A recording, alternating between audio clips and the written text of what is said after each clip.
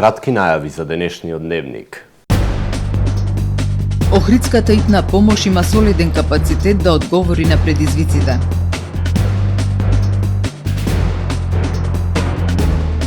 На Информатичкиот универзитет во Охрид одбележан меѓународниот ден на жените во науката.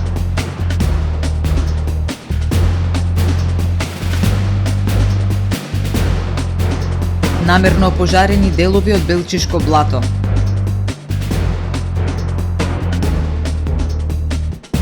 МОН промовира апликација за подобар увид на родителите во образовниот напредок на нивните деца.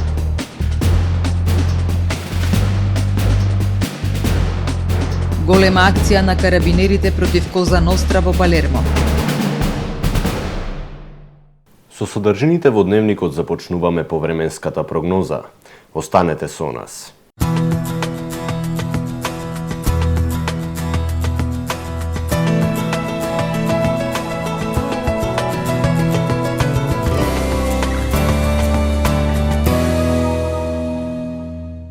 Во Охрид денес, по студеното утро, во текот на денот имавме претежно сончево време со појава на локална облачност и максимални 5 степени Целзиусови. Во попладневните часови услови за слаби и локални врнежи од дожд. Во среда во северна, централна и западна Европа ќе преовладува умерено облачно и нестабилно време со врнежи од дожд и снег. Врнежи од снег се очекуваат во централна Европа и во областа на Алпите. Над североисточна Европа ќе се наоѓа центар на поле на висок воздушен притисок, кој што во североисточна, источна и југоисточна Европа ќе условува стабилно, но студено време со пат на температурите. На Балканскиот полуостров утре ќе преовладува умерено облачно и нестабилно време со врнежи од дожд. Во источните предели ќе преовладува умерено облачно и студено време со сончеви периоди. Максималните дневни температури ќе се движат во интервал од 4 до 11 степени. Во Македонија во среда ќе имаме студено утро со температури кои што ќе бидат во благ пораст и ќе се движат во интервал од -9 до 1 степен. Во текот на денот ќе преовладува умерено облачно, ветровито и свежо време со повремени сончеви периоди. Во попладневните часови, локално, во крајните западни и југозападни предели ќе има слаби врнежи од дожд, а над 700 метри слаби врнежи од снег. Максималните дневни температури во Македонија утре ќе достигнат од 0 до 10 степени. Во Охрид во среда, по студеното утро, во текот на денот ќе преовладува умерено облачно време со сончеви периоди. Минималната температура од -2 степени, додека пак максималната дневна температура ќе достигне до 6 степени. Во Охрид во четврток ќе преовладува умерено облачно време со сончеви периоди. Минималната температура од 0 степени, додека пак дневната ќе достигне до 7 степени. Во петок и сабота ќе преовладува умерено облачно време со сончеви периоди. Во попладневните часови нестабилно време со врнежи од дожд. Минималната температура од 1, односно 2 степени, додека пак дневната ќе достигне до 7, односно до 8 степени Целзиусови.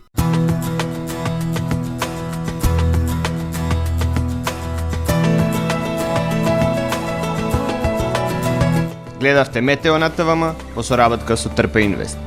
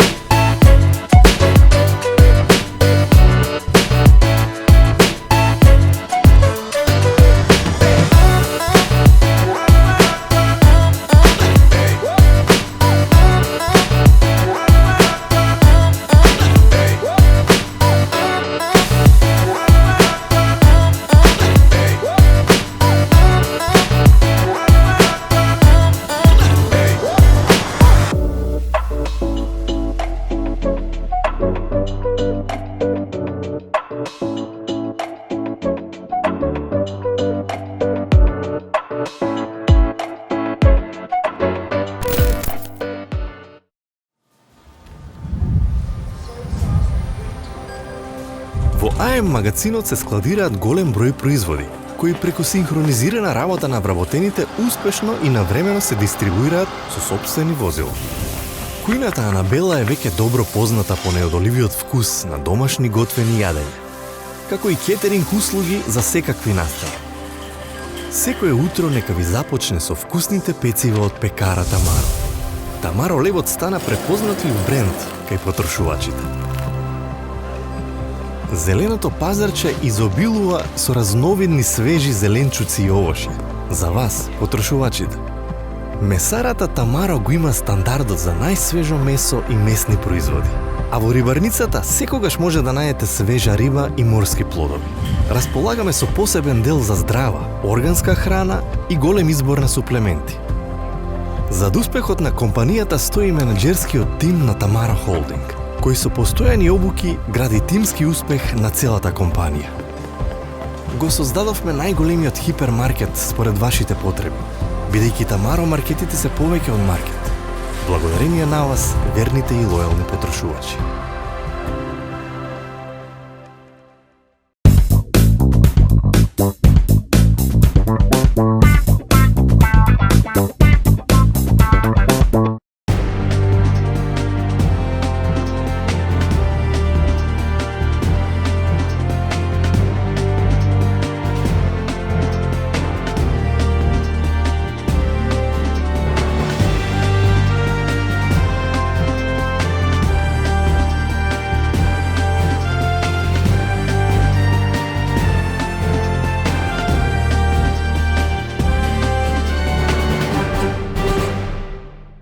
Добар ден!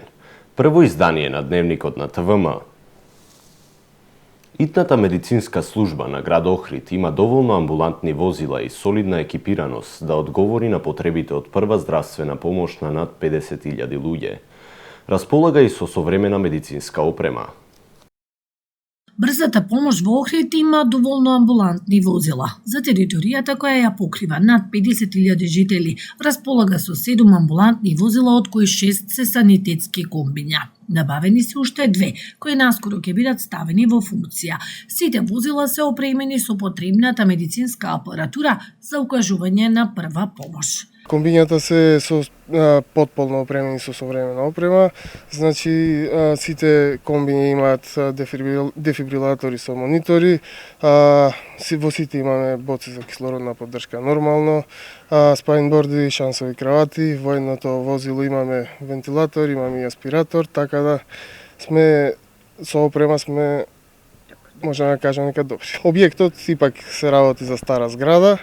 Вака имавме некоја реновација, фасадата имавме промена на дограма, врати и прозори. Сега е подобрена ситуацијата, со опрема исто така сме малку подобри. Годишниот план за јануари само што беше изготвен, па се надеваме дека од напролет ќе се почне со нова реконструкција. Итната медицинска помош во Охрид е добро и екипирана и со персонал. Недостиг има само од 2 лекари. Моментално сме 9 доктори, мањак сме минимум 1 до 2.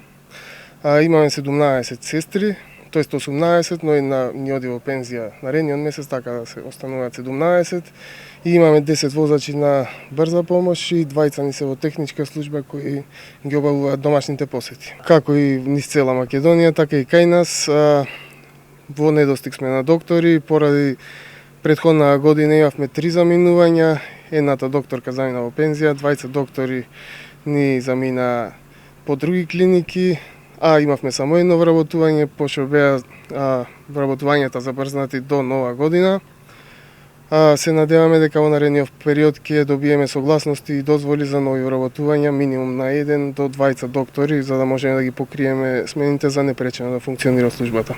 Итната медицинска служба најголем обем на работа има во текот на летните месеци. Во јули и август се случува да има над 30 повици дневно. Повеќе работа службата има и за новогодишните празници и останатите празници во годината, кога има поголем наплив на туристи. Во останатиот период во просек дневно има од 10 до 13 повици.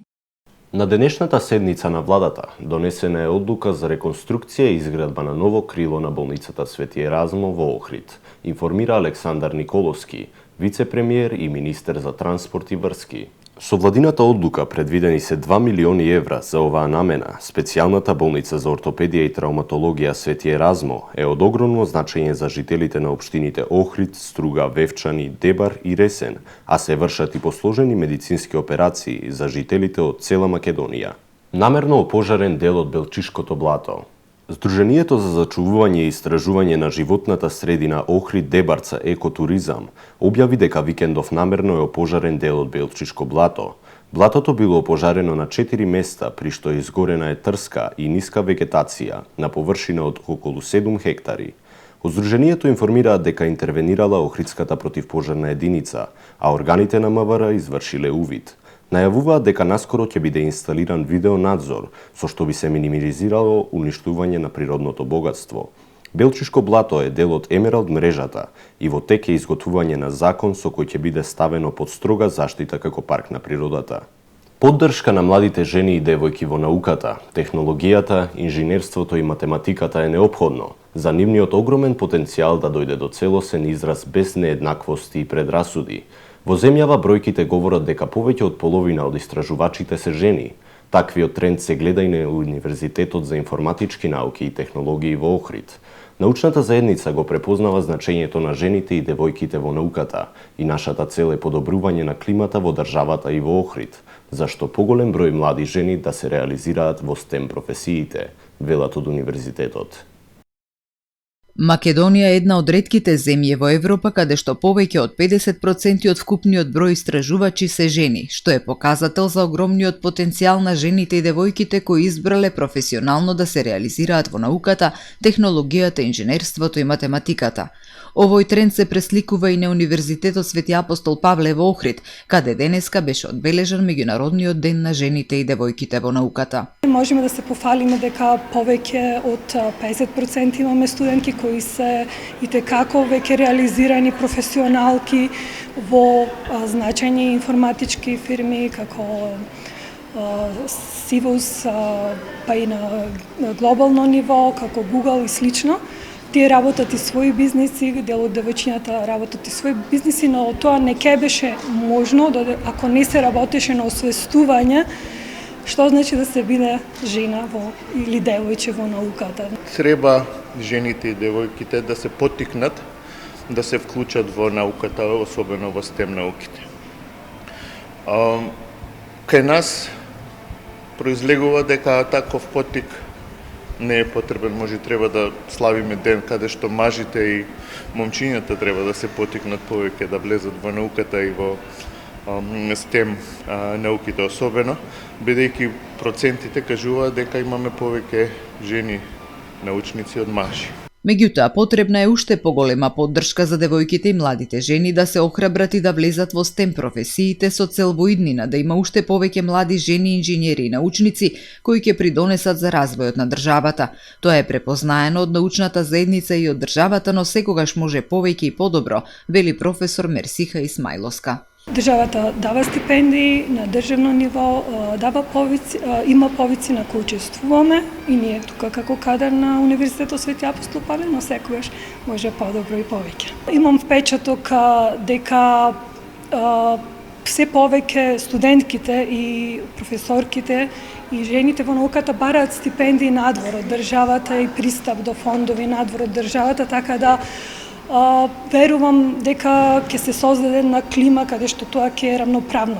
На настанот во Информатичкиот универзитет во Охрид студентите проследија мотивацијски говори и инспиративни приказни од реномирани професорки и научнички. На најуспешните студенти им беа доделени 18 стипендии подпомогнато од амбасадата на Народна република Кина во Македонија. Повеќе од 50% од добитниците на стипендиите се исто така девојки.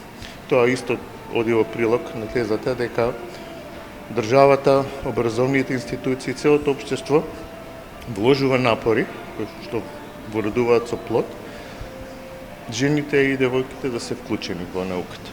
Меѓународниот ден на жените и девојките во науката, усвоен од Организацијата на Обединетите нации во 2015 година, има за цел да го истакне значењето на создавање клима во која потенцијалот, интелигенцијата на жените ќе дојдат до израз во STEM професиите, односно науката, технологијата, инженерството и математиката, без родови нееднаквости и без предрасуди.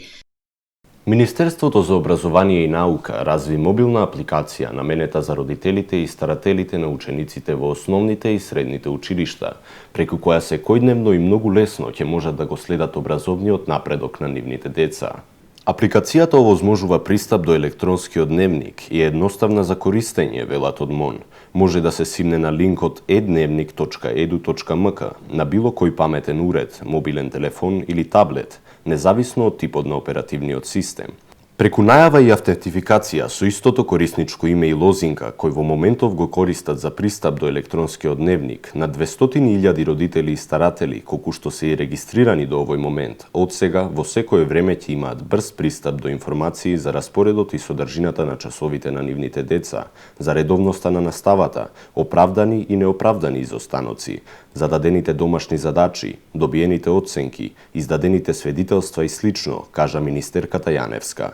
Таа посочи дека сите податоци кои се внесуваат во електронскиот дневник се архивираат и корисникот на апликацијата има увид во податоците од тековната, но и од било која учебна година наназад. Не пий кога возиш, едукативно-превентивна активност на СВР Охрид.